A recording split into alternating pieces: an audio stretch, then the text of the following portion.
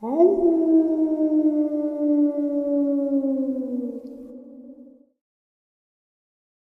and salutations, everyone. I hope everyone is doing well today.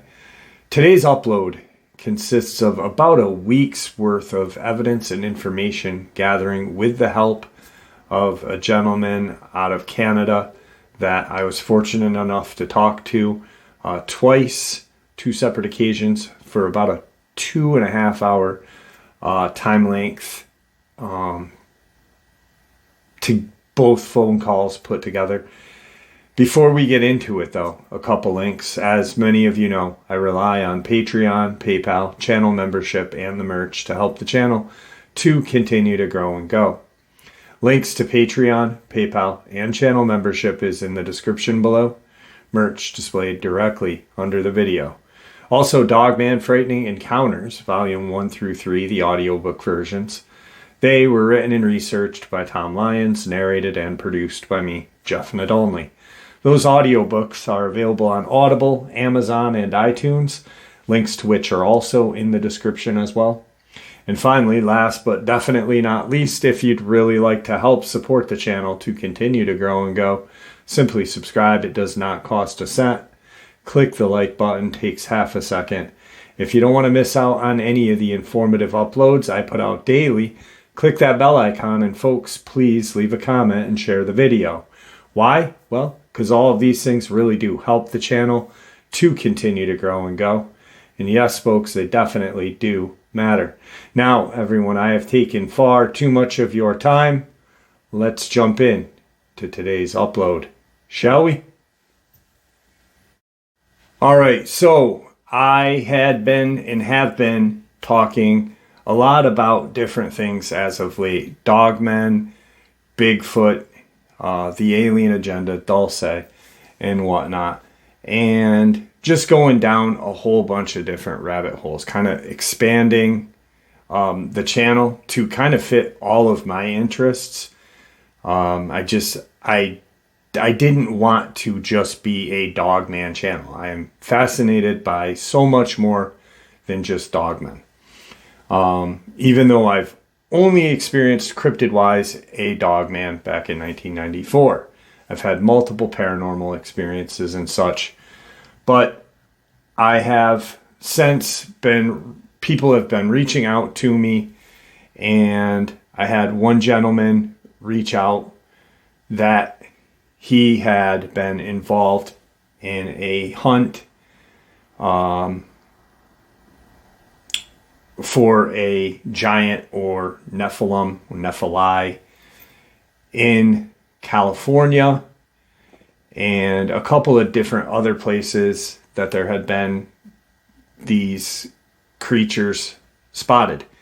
Now, this guy had told me that there are multiple giant creatures, Nephilim. I'm just going to refer to them as Nephilim, because to me, anything that is that large, larger than a Bigfoot and does not resemble a Bigfoot, to me is a Nephilim, you know? Until we have a better or different term for it, that's what I'm going to refer to them as.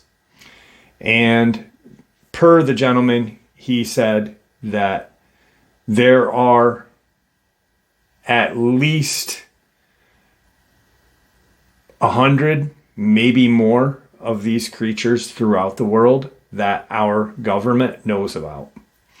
And there's some in America, Canada, Mexico, China, Russia, wherever. Any place there is large swaths of forest land and very little people, like just hardly any population, is where these creatures are known to be housed. Per the gentleman out of California, the majority of the ones that are in America have been researched or documented. There are some that occasionally pop up, like the one in California. Now, I had talked a lot about the mysterious case of Andrew Dawson, which in this video, I am going to prove without a shadow of a doubt that what that man went through was legit. His death is legit. I have the proof. There's people that say it didn't happen, and you know, it's a tragedy because it did happen. The gentleman that I talked to in the last week worked with Andrew Dawson in a oil pipeline company called Trans Mountain.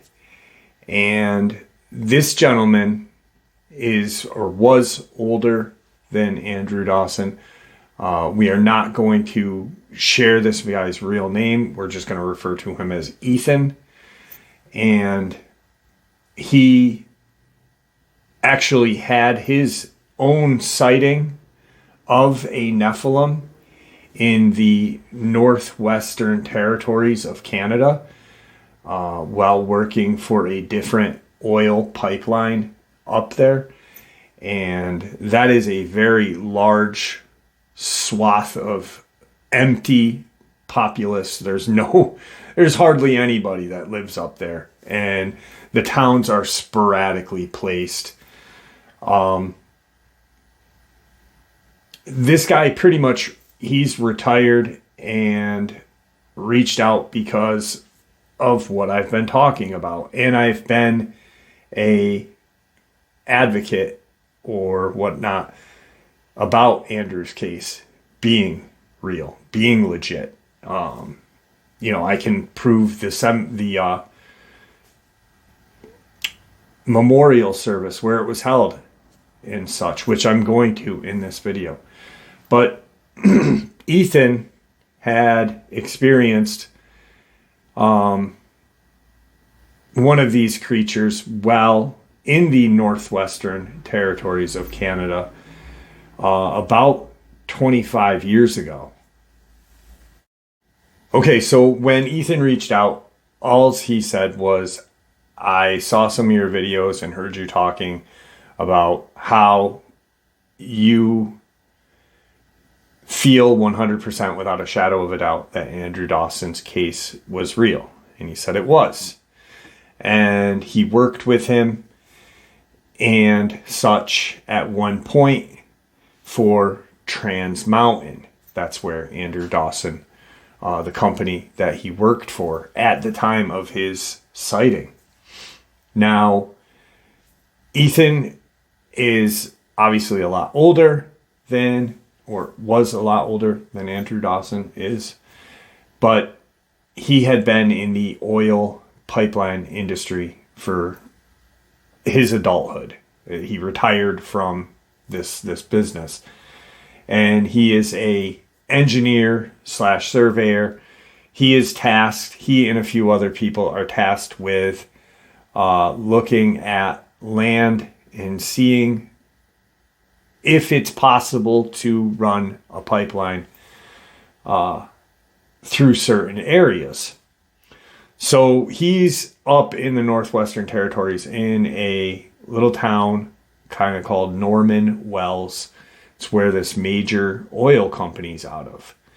And in the late 90s, he and a few other people are tasked with figuring out a way of running a pipeline across the Canadian Rockies from Norman Wells all the way over to the Yukon.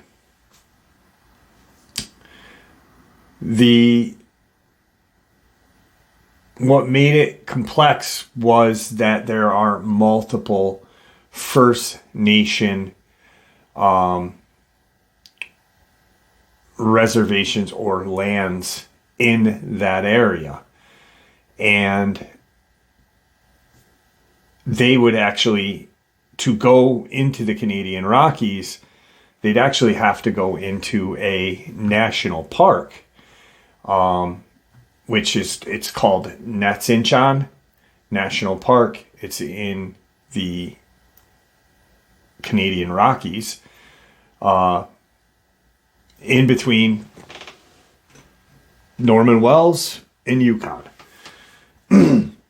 Because if they were going to do it, they'd either have to go straight through or kind of up and around the Canadian Rockies to where it kind of would be less hazardous and just, financial cost is first and foremost to these businesses. And then having to deal with First Nation people, convincing them and their, leaders, hey, it's going to benefit you if we run a pipeline through your land, whether it be above or below ground. So one day they head out and they are in a helicopter. They are going over the Rockies at Natinchan National Reserve. And they had been flying. They flew out of Norman Wells. They had been up for about 45 minutes. They had about an hour, maybe an hour and 20 minutes of fuel left. They were just going to be out for a couple of hours just to survey everything and see if it was possible. So they get up into the Canadian Rockies, northwest of Norman Wells, and where the Rockies kind of hook. Either way, the way they're looking at it, they're going to have to run pipeline up and around, or still pretty much up and around. There's no way of them doing it, and they figured that out. So they finally came to the conclusion that it's not possible, and they're turning around and they're heading back to Norman Wells. As they are in this helicopter above the Canadian Rockies, they are just looking around. Business was done. Like they had already come to the conclusion that they are not going to be able to run a pipeline through this part of the land. As they are flying above the mountain range, they are not that far off the ground, 150, 200 feet, which to me sounds like a lot, but I guess in a helicopter, it's not really. And they're just looking down and they see movement, and it kind of puts them off. Like, there's a movement down there. And the pilot, who is friends with, all of these engineer/surveyors, they're all joking around anyway.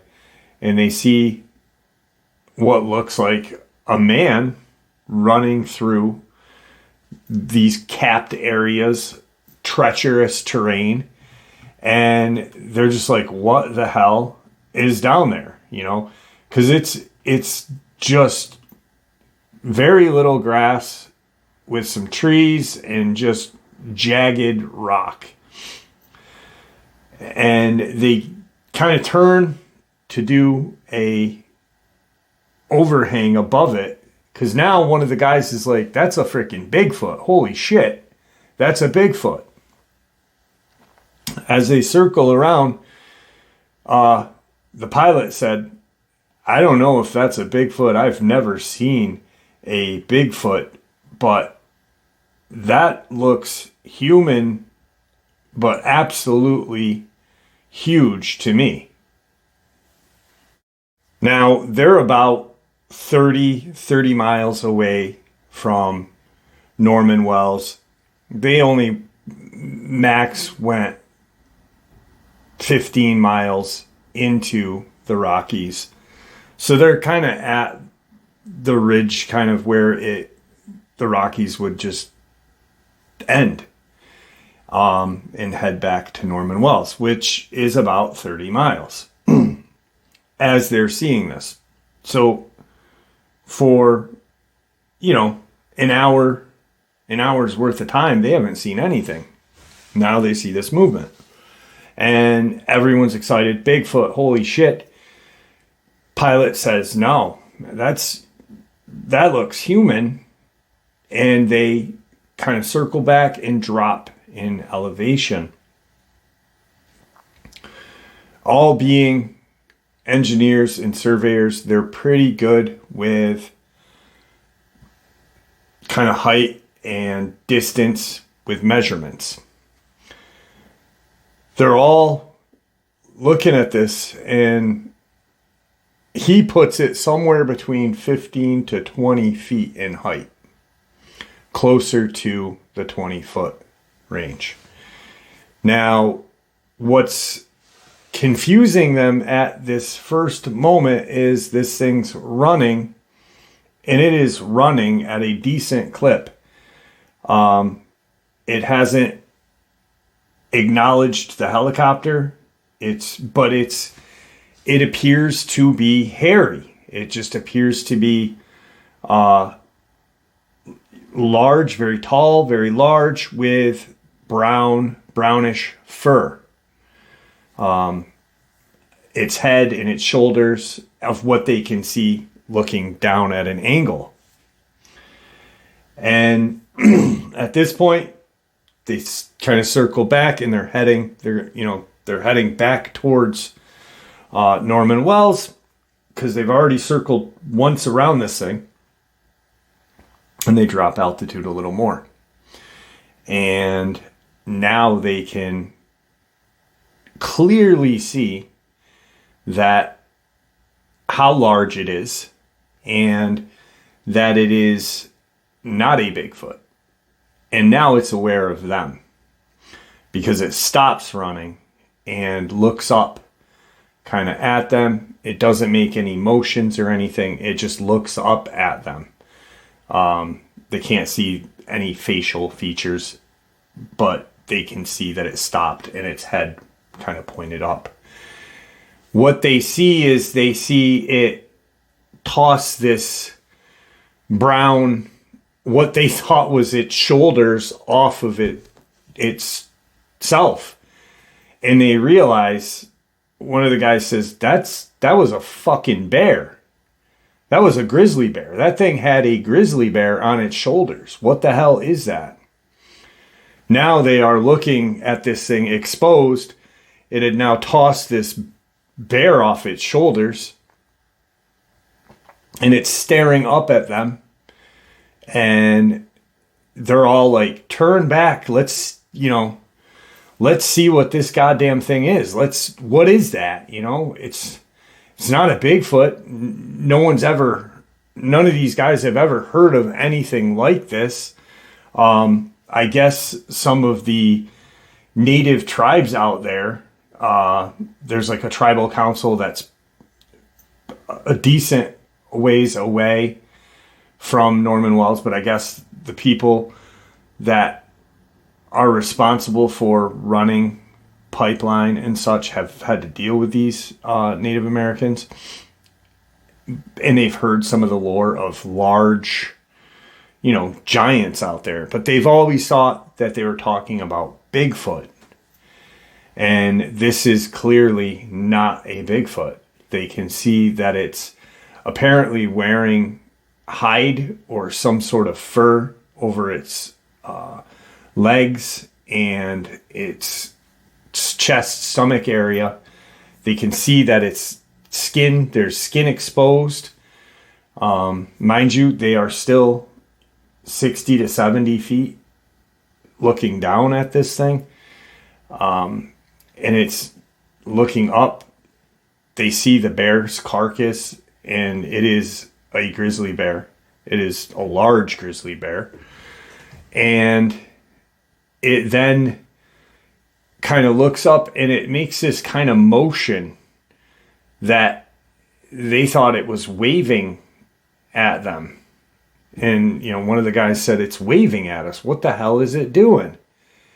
And all of a sudden they hear this loud, like, smashing noise, this just metallic ping but not a ping, like just this, like if you hit a bat with a car, if you hit a car with a bat. And apparently when it made that gesture, it wasn't waving. It had thrown a rock or boulder. I mean, if it's 20 feet, it's going to be a good sized rock at the bottom of the helicopter. It hit the helicopter. They're like, fuck this, let's get out of here. And they chop her back to Norman Wells.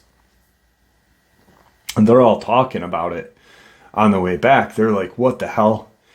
You know, was that... These guys are, you know, hard-working guys, even though he's an engineer and a surveyor and such.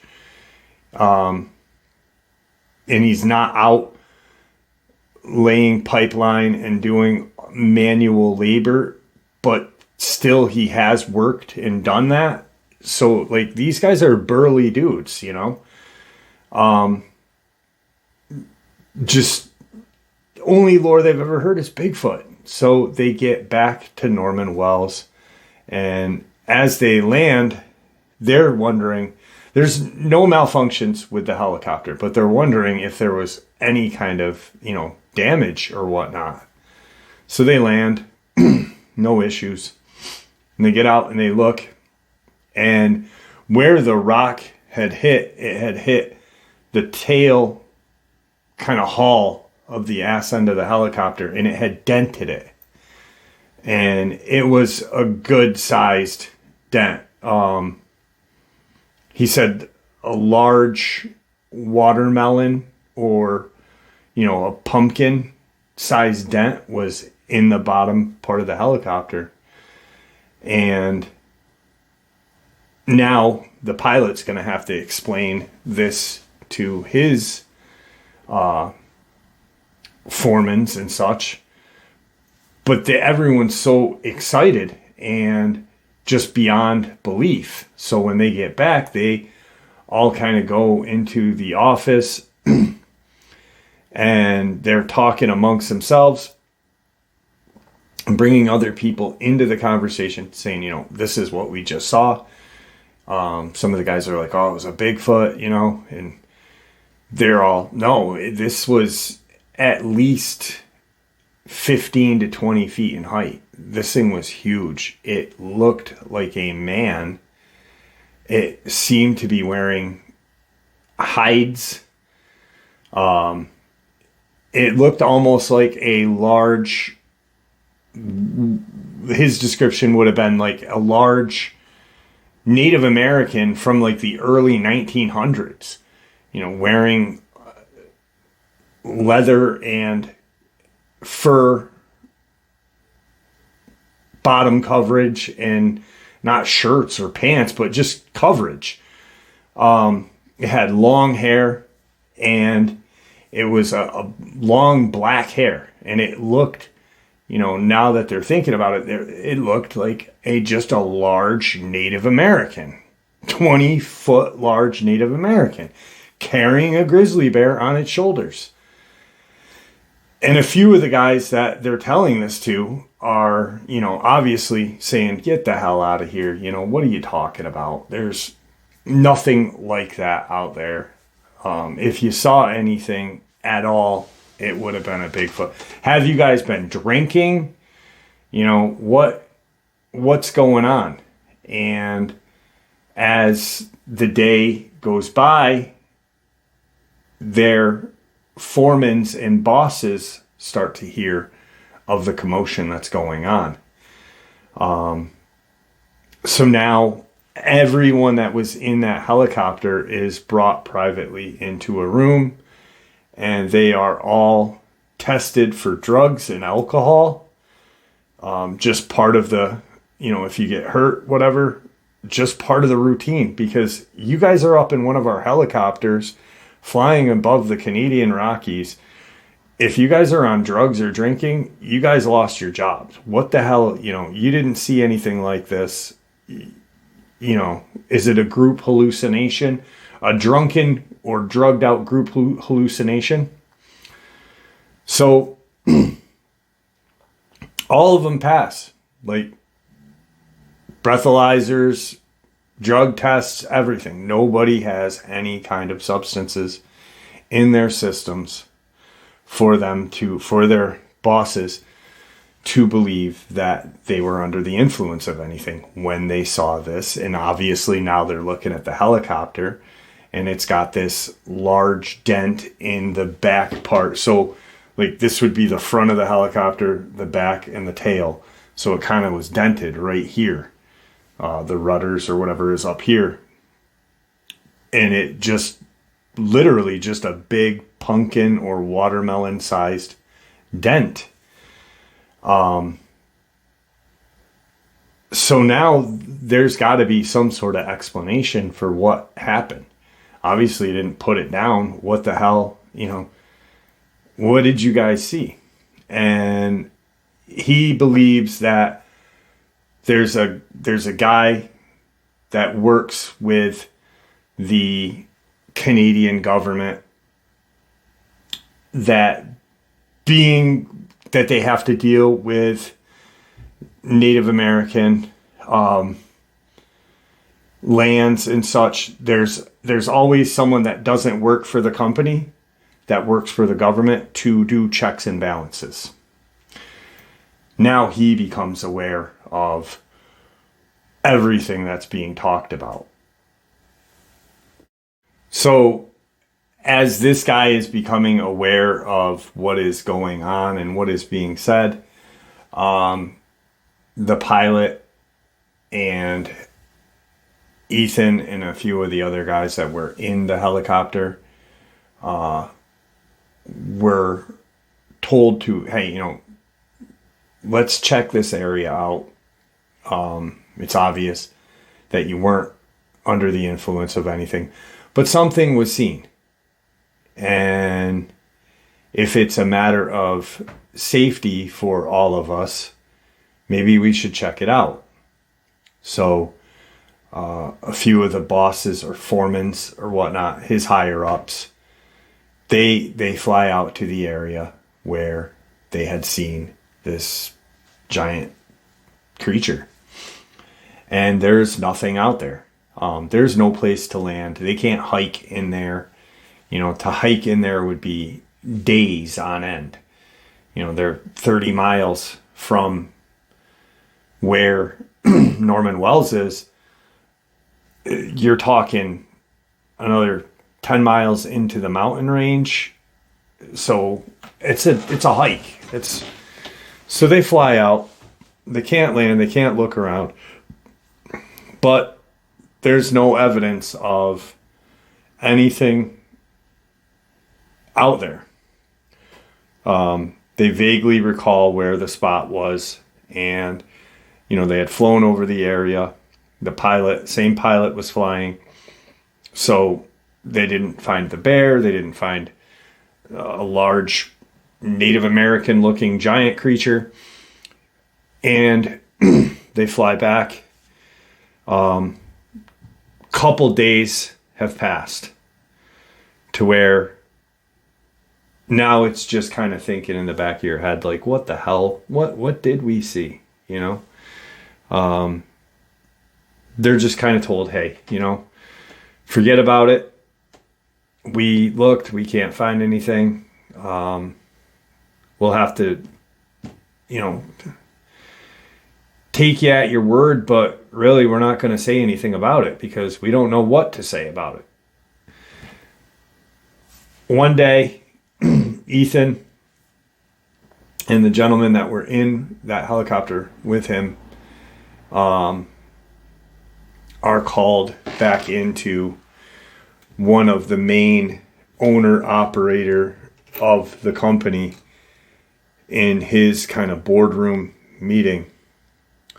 So there's 5 or 6 guys in that room that work for this oil piping company, and a foreman, a boss, and 2 gentlemen that they don't recognize.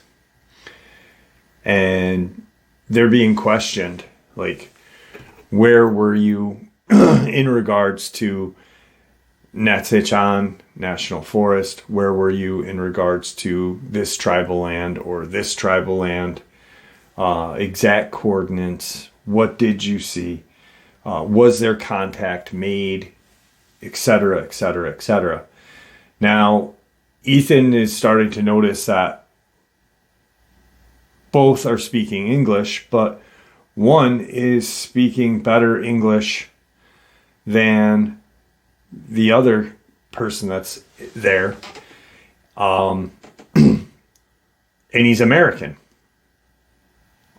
So he's thinking, what the hell is an American up here questioning us? And, what is going on? What is this, real deal of what's happening? The other guy had made the announcement that he was, Canadian Security Intelligence Service, CSIS. But if this guy's American, he's not Canadian Security Intelligence Service. Who the hell is he? So he's got to be FBI, CIA. They're all questioned. They're all told, let's just drop it. If you saw anything, maybe it was perspective. Maybe it was a Native American that you had seen. And being that you were in a helicopter, that your height and measurement perspective was off. All those guys know that's not the truth. That's what they do for a living. They can eye measurements, just that's what they deal with. They deal with measurements all day long. So no NDAs are signed, nothing like that. It's almost like they didn't want to make a bigger deal out of it at all. Now, these guys leave and they realize hey, maybe we shouldn't say anything around this guy that works for, the government, even though he doesn't work for the intelligence services, but, he's obviously going to rat us out or go back and say, these guys are still talking about it, whatnot, because they're, directed, don't talk about it anymore. No one needs to know. It was a Native American, and that's what you guys saw. So they're talking amongst themselves, and one of the older guys that wasn't in the helicopter but had worked in this company for quite some time and just had a lot of knowledge of the government and things, how they work, Native American lore and this and that. And he said to the guys, I think you probably shouldn't talk about this, because if there was an American involved in this, you're not only dealing with the Canadian Security Intelligence Services, but you're dealing with a kind of clandestine intelligence service that is, worldwide and can pretty much make you disappear quicker than CIA, CSIS. And he said I believe they're called Five Eyes, and they are into some seriously deep shit.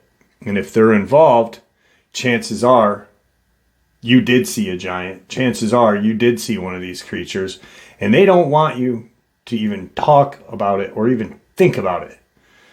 So for your safety, just shut up about it. So that's the 90s, that's a late 90s, 25 years ago. And so, time goes on and no one else sees anything, no one else hears anything, and they just kind of forget about it. It just sticks in the back of Ethan's head. And as he's getting closer to age and retirement area, time, he's now moving out of the Northwestern Territories, getting closer to population. And he gets a job with Trans Mountain back in 2020. He retired sometime within the last 2 years. And he had met Andrew Dawson.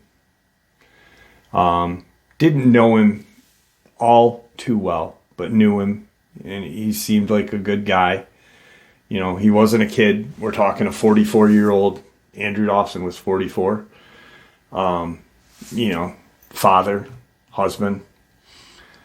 But Ethan had caught wind of what was going on. And I guess he had said something, to Andrew about after a couple of the TikToks.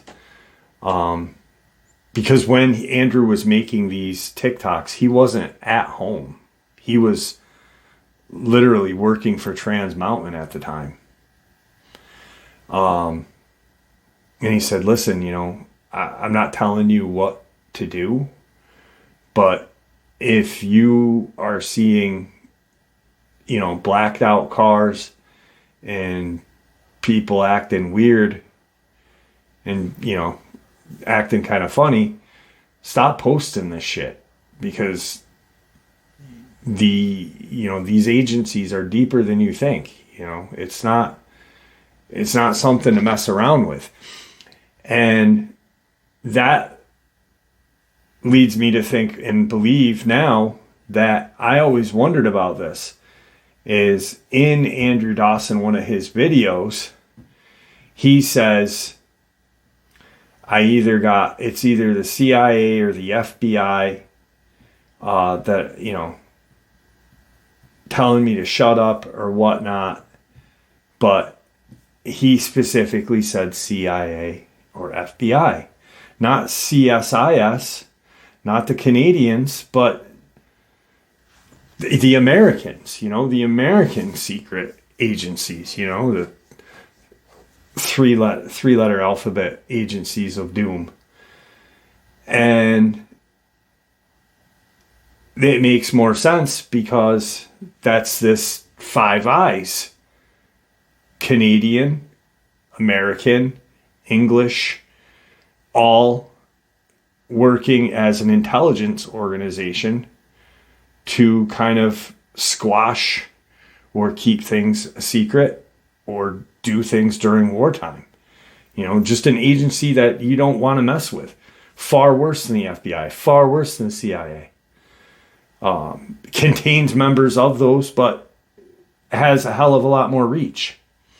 So, he tells him, look, just stop posting this shit, man. Like, I've seen some things in my days, and you don't have to take my word for it, but you got a family, you're not going to want to talk about this anymore. And obviously TikTok and social media wasn't available in 99, 98 when Ethan had his experience, but it is now. And Andrew Dawson took prime advantage of it and exposed these guys and these agencies and this shit that was going on for, what it was. So that now brings us to Andrew Dawson with the Canoe Mountain. And I remember when it was first brought to everyone's attention on TikTok, and there was all these videos. There was a total of 6, and I'm going to share them with you.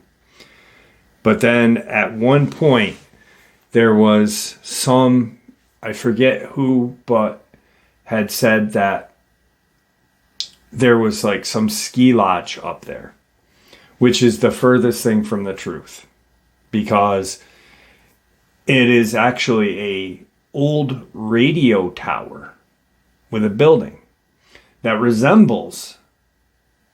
so closely resembles the radio tower and building that sits on top of the Archuleta Mesa, which is directly below that is Dulce's deep underground military base, or DUM. It's not some ski lodge that people had, people made videos saying it was a ski lodge. This is really what he saw. And it was some ski lodge. No, there's not a ski lodge where he saw and bore witness to this. It's a dilapidated radio tower. And Ethan, shortly after or during all of this, had retired, but had said, just stop talking about it, man. Stop talking about it, kid. You're too young. You got a family. Just shut up. I know the extent that these people can reach. And if you have 5 eyes looking at you, and the FBI and CIA and CSIS are all pointing a finger or keeping an eye on you, then you might have messed up. You might have messed up putting those videos up. And what happens is he puts all these videos up, he's giddy, he's this and that, and then shit starts to unfold real quick. Now, during all of this, the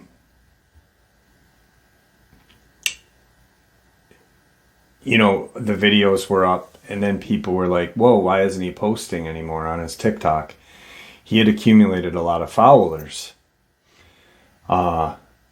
His girlfriend, / wife, fiance, child's mom, had, made a statement to where he had been suffering depression and this and that, and he had succumbed to his depression. To me, when you see the video where he is clearly in distress, it really does to me look like he's being threatened, and to many other people. Is it that hard for them to threaten his girlfriend, his child's mother?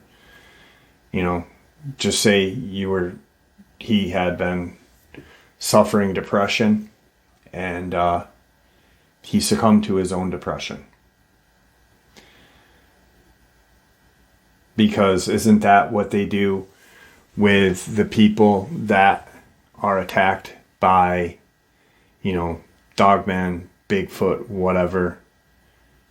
They make the victim out like they are the wrong person. They're the bad person. Tony Aarons, Amber Miller, Christopher Whiteley. For some reason, they've always got to bring up the depression and the drug addiction and stuff like that. Thank God they didn't with Andrew. They just, used the depression bit. But he saw something, he caught something that he shouldn't have shared. And Ethan believes that if in the late 90s, if they had the technology that we have nowadays, sure shit, one of the guys that were in that chopper would have probably been in the same boat that Andrew Dawson was in back in 2022. And then there's those people that say he's still alive. There's some, corny looking obituary online. Well, I'm here to tell you that there is an obituary that's online, and it's vague. It is vague, but there's also a memorial service obituary, a real one, and it's in care of Sutton Campbell River Funeral Home, which exists. It's not a fake made up funeral home. This memorial service for Andrew Ryan Watchorn Dawson is not a fake internet fake. This young man tragically lost his life somehow, and I believe the shadow government didn't like what he was talking about, and so doesn't Ethan. So here are those videos to get you refamiliarized with what I was talking about, and then I'm going to show you some more proof.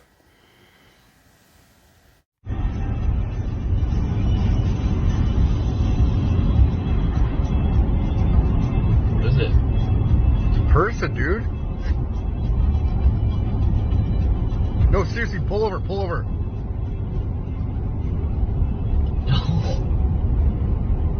It's a person standing there. No, it's not. Dude, if you seen what I've seen right now,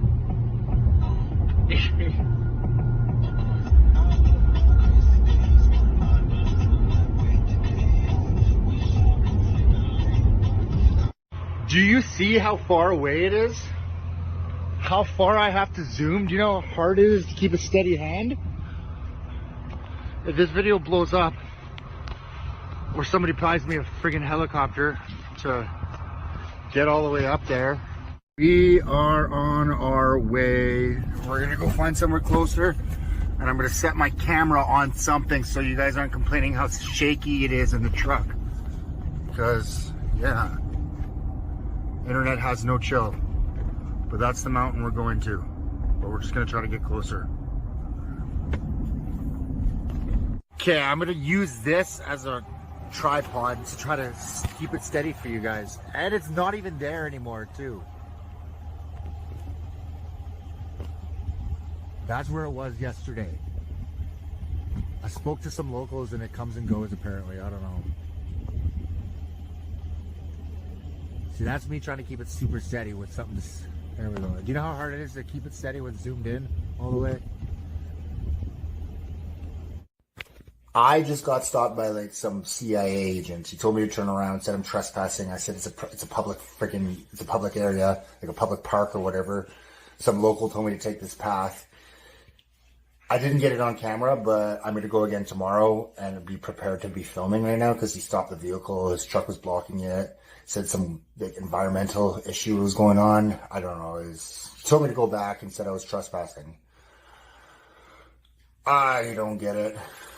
It was awkward, but I'm going back again tomorrow to see if he's not there. But if he is there, I will keep camera. I will film because the only angle I could get that I found today is the one I just posted earlier, and there wasn't even anything there.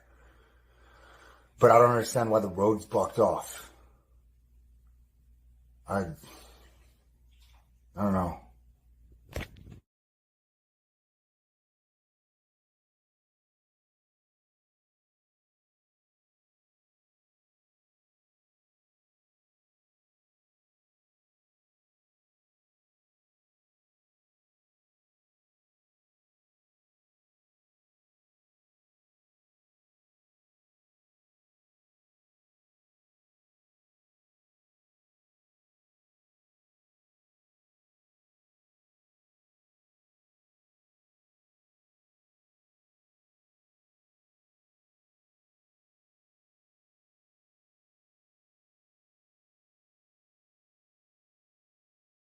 So they're extracting something out of here. There's 2 helicopters. What the fuck? The guy's here again. Yeah, this is him.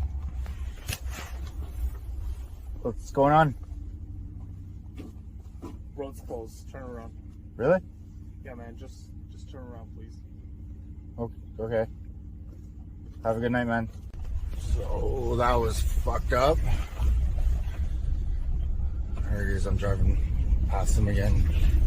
Just turned around.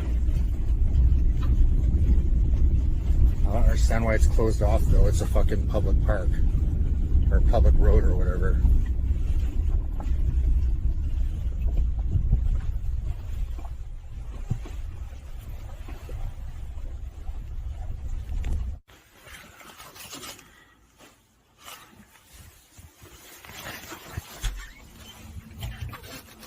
I think that's the same vehicle from.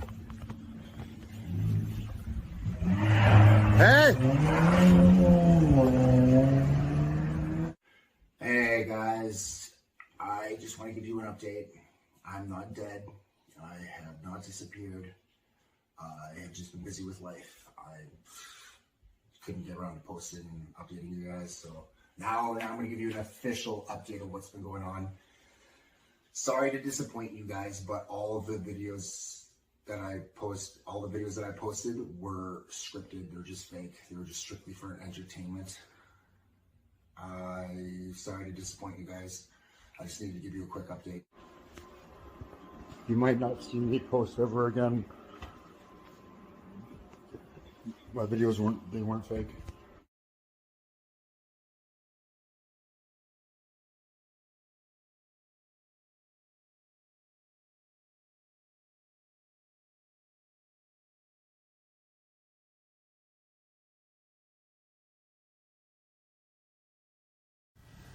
So that is the compiled TikTok videos that Andrew Dawson had done, and just sharing them to familiarize yourself, or if you've never seen them, now you have.